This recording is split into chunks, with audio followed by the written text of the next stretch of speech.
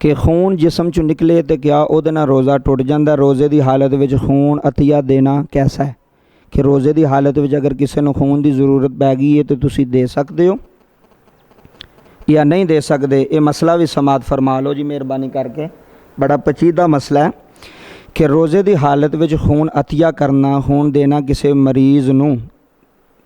मरीज़ नूं लेबार्टरी के अंदर जिहड़ा खून अतिया किया जाता है, अगर खून बंदा रोज़े की हालत में देवेगा तो वह रोज़ा नहीं टुटेगा, वह रोज़ा बल्कि बाकी रहेगा, सही रहेगा। इस वास्ते अगर कमज़ोरी की हालत में खून अतिया करना तो यह मकरू है। अगर कमज़ोर है तो खून अतिया करता है और फिर मकरू है। अगर ठीक है तो उन्हें खून अतिया किया है।